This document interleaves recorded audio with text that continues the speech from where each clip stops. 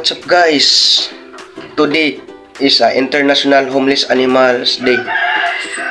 So sa mga tao diyan na nag-alaga ng aso, alagaan nyo lang yan ng mabuti. Dahil ngayon guys, marami ng mga stray dogs dahil sa mga taong irresponsable mag-alaga. So kung irresponsable kayong mag-alaga, huwag na kayong mag-alaga. Ano hindi pa yan? Madami na ang stray dog ngayon guys. Marami na ang stray dogs. Nakakaperwisyo na sa daanan, so biktima din naman sila, no, dahil sa mga irresponsable na mga amo. Huwag na kayong mag-alaga kung ganun man lang. Meow, meow, meow.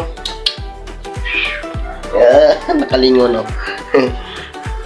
Maraming bahay ito guys, maraming bahay doon sa Katito, pero si Tito ang may nagmamay-ari dito, at dito minsan dito siya mag-stay. Marami kasing bahay. So, again guys, no, Happy International Homeless Animals Day sa inyong lahat.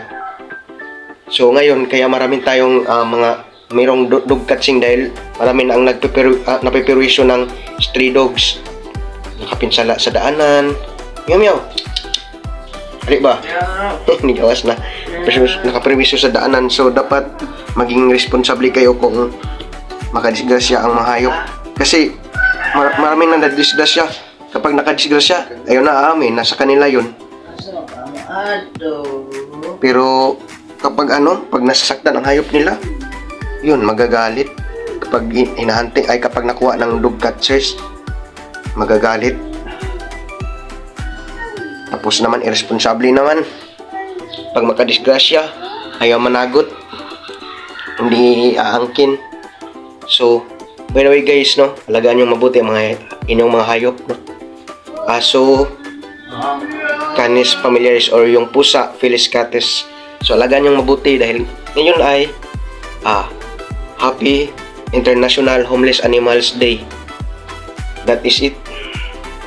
So dahil sila ay mapapil din sa kalikasan, no, yung mga aso, kung alam nyo lang, meron silang protected sila sa law, Animal Welfare Act or RA 8485. So that is it. Ako nga si Vicson na nagsasabi na save and protect the nature for the better future. Thank you for watching and Happy International Homeless Animals Day sa inyong lahat.